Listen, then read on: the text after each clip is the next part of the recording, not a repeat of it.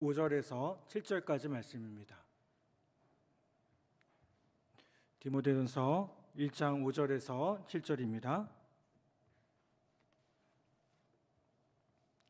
이 시간 다 찾으셨으면 이 시간 제가 봉독하도록 하겠습니다. 이 교훈의 목적은 청결한 마음과 선한 양심과 거짓이 없는 믿음에서 나오는 사랑이거늘 사람들이 이에서 벗어나 헛된 말에 빠져 율법의 선생이 되려 하나 자기가 말하는 것이나 자기가 확증하는 것도 깨닫지 못하는도다. 아멘. 할렐루야. 오늘 함께 예배하는 우리 모든 성도들과 이 자리에 함께한 우리 모든 교우들을 위해 하나님의 놀라운 은혜와 축복과 또 평강이 가득하기를 간절히 축원합니다. 사람들이 불행한 것에는 여러 가지 이유가 있죠. 그런데 또 생각해 보면 한 가지 이유 때문임을 보게 됩니다. 그것은 내가 사랑받는 존재인지 그렇지 않은지가 행복과 불행을 결정한다는 겁니다. 여러분, 하나님께서는 세상을 사랑하셔서 독생자를 보내주셨습니다. 하나님의 그 사랑은 하나님의 경륜 속에서 우리에게 전해졌고요, 십자가를 통해서 완성되어지게 됩니다. 사도 바울도 하나님의 경륜에 대해서 말합니다. 경륜이라는 것은 하나님의 뜻이나 섭리, 계획을 뜻합니다. 하나님께서는 어떤 일이나 소유에 대해서 관리하시고 자신의 계획 속에서 선하신 목적을 이루어 가시는 분이시라는 거예요. 마찬가지로 바울이 디모데로 하여금 에베소에 머물게 했던 것에도 그 목적이 있었습니다. 디모데는 사람들이 다른 교훈이나 신화와 족보에 몰두하는 것을 금해했습니다. 하나님께서 뜻하신 바가 있어서 우리를 세상에 보내셨듯이 하나님은 우리에게 경륜에 대한 교훈을 주십니다. 그 교훈을 통해서 우리가 하나님을 만나고 하나님을 경험하고 하나님을 말할 수 있는 것입니다. 그렇다면 하나님께서 당신의 경륜 속에서 우리에게 주신 교훈의 목적은 무엇이겠습니까? 그것은 바로 사랑이라고 말합니다. 5절 말씀은 이렇게 말씀합니다. 이 교훈의 목적은 선한 마음과 선한 양심과 거짓이 없는 믿음에서 나오는 사랑이거늘 이라는 말씀이 나옵니다. 자, 여러분, 이 말씀을 좀 이렇게 분해해 보면, 말씀을 분해한다는 말을 좀 이렇게 오해하지 않으셨으면 좋겠습니다. 조금 살펴보면 이 교훈의 목적에 대해서 나오죠. 근데 그 목적이 무엇입니까? 사랑이라고 얘기해요. 근데 어떤 사랑이냐?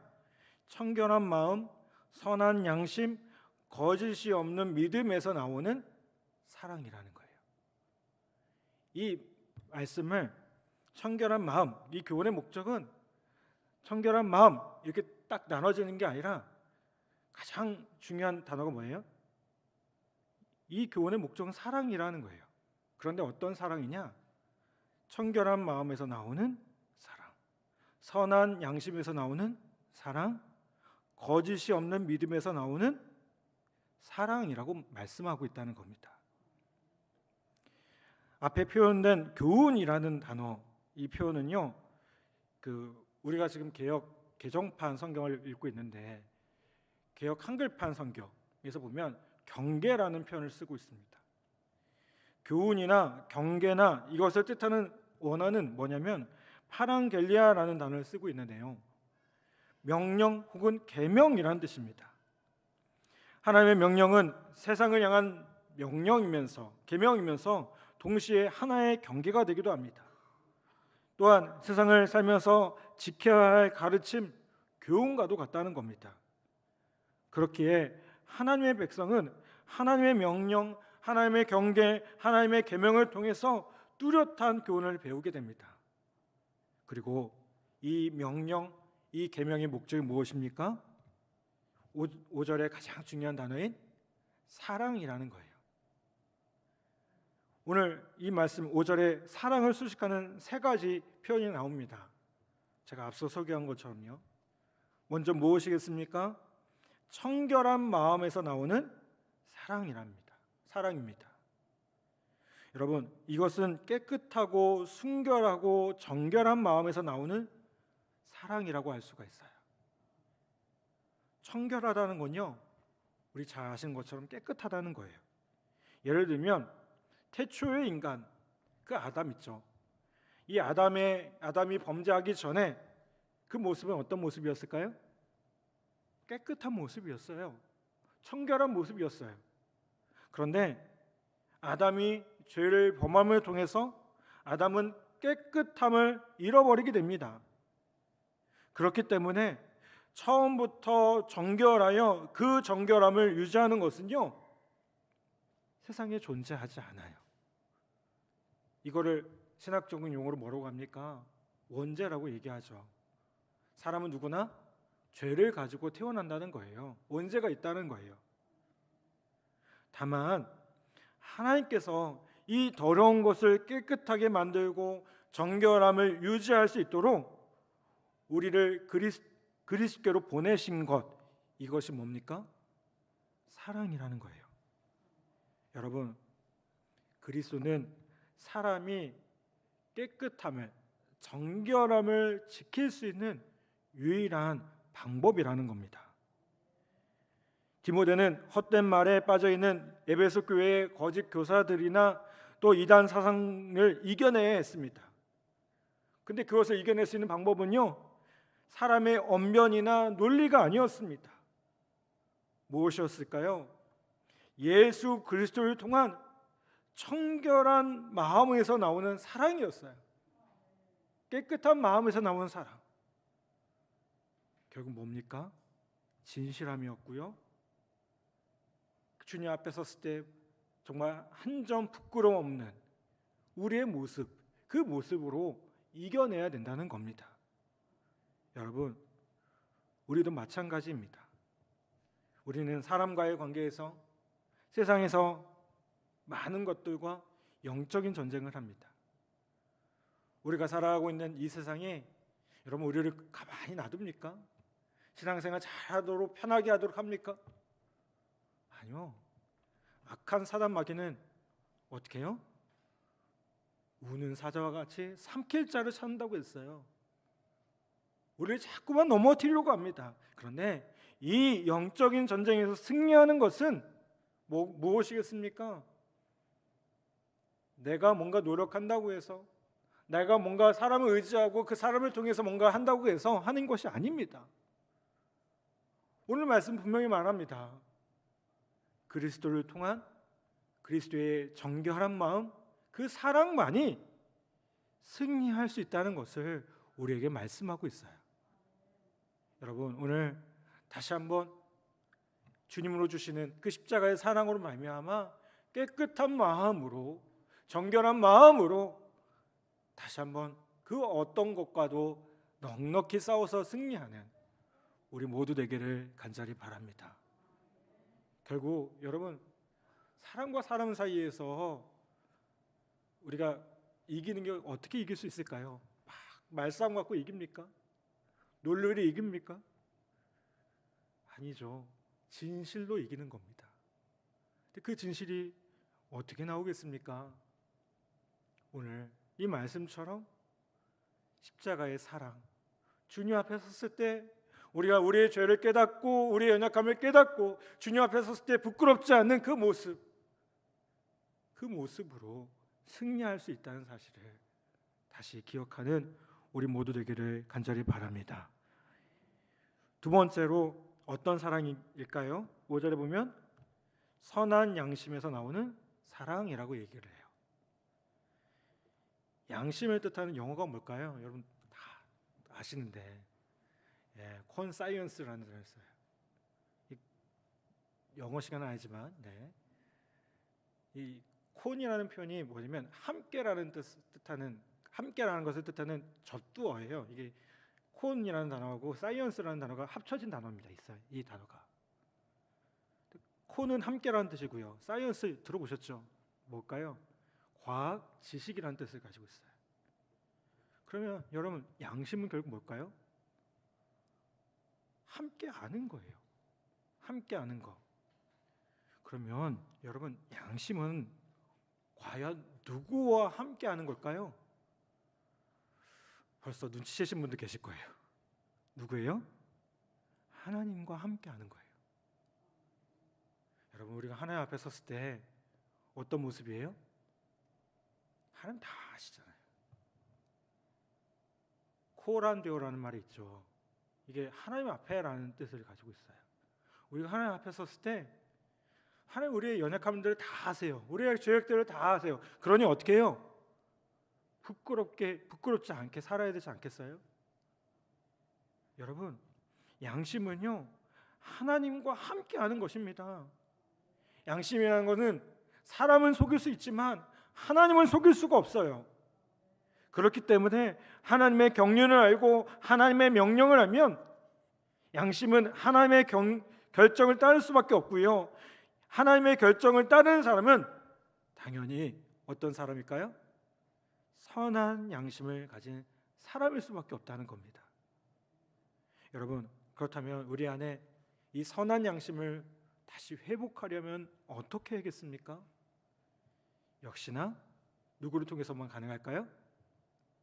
예수 그리스도를 통해서만 가능해요. 아멘. 사도 바울은 디모데에게 그리스도와 더불어 회복된 선한 양심에서 나오는 사랑의 명령을 따르고 그 명령의 목적을 이루라고 말씀하고 있다는 겁니다. 여러분, 오늘 다시 한번 주님을 통해서 회복되어진 그 선한 양심, 그 양심을 가지고 그 양심으로 주어지는 사랑을 가지고 오늘 우리의 삶 가운데 다시 한번 주님 안에서 복된 삶을 살아가며 주님께 영광 돌릴 수 있는 우리 모두 되기를 간절히 바랍니다. 세 번째로 5절에 뭐라고 얘기합니까? 어떤 사랑이요? 거짓이 없는 믿음에서 나오는 사랑을 의미합니다. 이 거짓 없는 믿음은 신실한 믿음을 말합니다. 위선적이거나 과장된 모습이 전혀 없는 온전한 마음의 자세, 누구를 속이거나 목적과 수단으로 삼으려 하지 않는 마음이 거짓 없는 믿음입니다. 여러분, 나의 마음을 어디에 둘 것인지가 나의 신실함을 보일 수 있는 증거됨을 보게 돼요. 바로 예수 그리스도에게 마음을 두고 신실한 마음으로 나아가는 것이 어떤 모습입니까? 거짓 없는 믿음의 모습으로 나아가는 방법이 된다는 겁니다. 여러분, 거짓 교사들에게 거짓 없는 믿음을 보이는 것은요 결국 사랑이 아니고는 불가능한 것이었습니다. 다른 교훈과 신화와 족보에 몰두하는 것은 사랑을 잃어버리고 변론만을 일삼게 합니다. 거짓 교사들의 문제가 무엇입니까? 사랑을 잃어버리고 율법 선생이 되고자 하는 데 있었습니다. 그러니까 다른 교훈을 가르치게 되고요, 교회 안에 자꾸 어떤 문제들이 생겨요? 분란이 일어나게 돼요. 말싸움이 일어나게 돼요. 그런데 디모데가요 거짓 없는 믿음에서 나오는 사랑으로 나아간다면 그들에게 명령하는 목적, 교훈하는 목적을 이룰 수 있다는 겁니다. 여러분, 오늘 우리의 모습 역시 마찬가지인 줄 믿습니다. 우리가 자꾸만 우리의 생각과 우리의 논리를 가지고 사람을 만나는 것이 아니라 어떤 모습으로 나가야 될까요? 정말 진실한 마음, 하나님을 향한 그 마음에서 나오는 그 진실한 마음, 거짓 없는 믿음에서 나오는 사랑으로 나아갈 때 우리가 세상을 이길 수 있고 우리 교회 안에서도 주님의 사랑으로 더욱더 귀하게 하나 되어지는 귀한 은혜를 누리게 되리라 믿습니다. 그렇다면 이 교훈의 목적에서 벗어날 때 어떻게 되겠습니까? 6절 7절 말씀입니다. 6절 7절 말씀 이렇게 말씀합니다. 사람들이 이에서 벗어나 헛된 말에 빠져 율법이 선생이 되려 하나 자기가 말하는 것이나 자기가 확증하는 것도 깨닫지 못하는도다 라고 말씀합니다. 여러분, 사랑에서 벗어난 결과가 무엇이에요? 그 다음에 뭐가 나와요? 헛된 말에 빠졌다. 진실함이 없는 말들, 권위를 상실한 언어들, 그런 말들로 자신의 위치를 견고하게 유지할 수가 없습니다. 여러분, 거짓 교사들은 어떻게 했을까요? 끝없이 족보에 매달리면서 자신들은 구약의 위인들의 뿌리를 둔 후손이라고 자랑을 했어요. 옛날에 뭐 우리 할아버지가 누구고, 예? 내가 그런 자손이고 내가 그런 사람이라고 막 자랑한 거예요. 율법 선생이 되려고 하는 사람들은요, 스스로가 율법을 훼손하고 말았습니다. 무슨 말이에요? 그것을 통해서 자기의 의를 세웠거든요. 여러분, 우리가 율법을 통해서 깨닫는 게 무엇입니까? 우리의 의가 없음을 깨닫는 겁니다. 율법의 기준으로 구원받을 의인이 있습니까? 없어요. 그래서 로마서에서 뭐라고 얘기합니까? 의인은 없나니 하나도 없다라고 선언하고 있어요. 왜요? 율법의 기준에서 보면 이게 해당 안 되는 사람이 다 없거든요. 다 죄인입니다. 모든 사람이 죄를 범하였음에 하나님의 영광에 이르지 못한다라는 그 표현이 바로 이 말씀을 이야기하고 있다는 거예요. 그런데 이들은 어떻게 했겠어요? 오히려 그 율법을 통해서 자신의 의를 세우고 있다는 겁니다. 그러니 지금 바울이 무슨 얘기를 하고 있어요? 하나님의 말씀을 변절시켰다. 율법을 가지고 오히려 자신의 의를 세우고 있다라고 얘기하고 있습니다. 그렇기 때문에 바울은 거짓 사상과 거짓 교사들을 가리켜서 자기가 말하는 것이나 자기가 깨닫는 것도 확증하는 것도 깨닫지 못하고 있다라고 말하고 있습니다. 여러분, 사람은 하나님의 뜻과 사랑에서 벗어나면 어디에 빠지게 될까요? 헛된 말에 빠지게 돼요. 4절 말씀처럼 변론만을 만들어내는 사람이 돼요. 겸손하게 다른 사람을 섬기고 사랑하는 사람이 되기보다 진실도 믿음도 확증도 없이 자꾸 뭐예요? 변론, 말싸움만 만들어내고 있다는 거예요. 그리고 교만하게 나서는 사람은 교만함은 넘어짐의 앞잡이죠. 패망의 선봉이죠. 그렇죠? 결국 그렇게 된다는 겁니다. 여러분, 그러므로 우리도 이 하나님의 사랑에서 벗어나면 안 됩니다. 멀어지면 안 됩니다. 여러분, 늘 하나님의 사랑을 기억해야 합니다. 무엇하든지 내 힘, 내 능력이 아니라 어떻게 될까요? 하나님의 사랑과 은혜로 해야 합니다. 여러분, 우리가 교회 일을 하고 또 하나님의 일을 한다고 하면서 얼마나 많이 내 힘을 가지고 합니까? 그러다가 어떻게 돼요? 자꾸 지쳐요. 그리고 이제 저를 찾아오시죠. 목사님, 못하겠어요. 내 힘 갖고 하지 마세요. 다시 한번 하나님의 사랑과 은혜로 충만한 모습으로 다시 한번 설 수 있는 우리 모두 되기를 간절히 바랍니다. 사랑하는 여러분, 하나님의 교회에는요, 늘 이 교회를 무너뜨리려고 하는 악한 세력이 존재했습니다. 그런데요, 이런 시련과 고난 가운데 하나님의 교회, 우리 교회는 어떻게 됐습니까? 오히려 더 견고해졌어요. 더 튼튼해졌어요. 여러분, 이게 하나님의 역사예요. 하나님의 구원의 모습입니다. 경륜입니다. 그런데 여러분, 그러기 위해 우리가 해야 할 일이 있습니다. 이 경륜을 이루기 위해 계명을 주셨고요, 그 계명의 목적이 사랑이라는 것을 우리 모두가 기억하기를 간절히 바랍니다. 무슨 말입니까?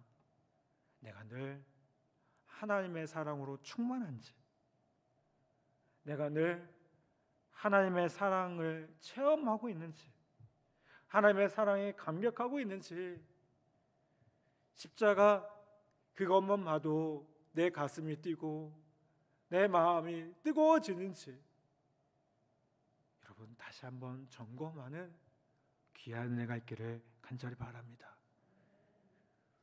이렇게 말하면 목사님은 그러세요라고 물어보실 수도 있을 것 같아요.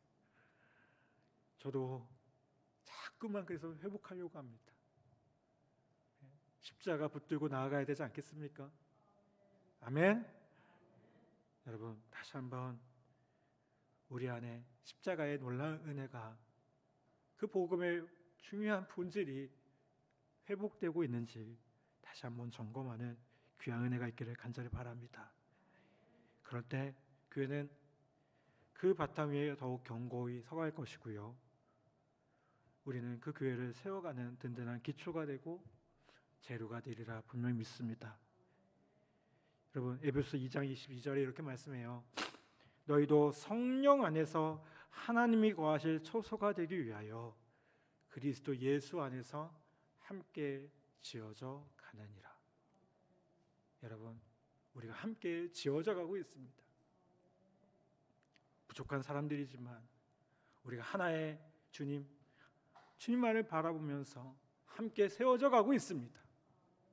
다시 한번 주님의 사랑으로 온전히 세워지는 귀한 은혜가 있기를 주님의 이름으로 간절히 축복합니다. 이 시간 우리의 말씀을 기억하며 우리 함께 찬양하기 원합니다.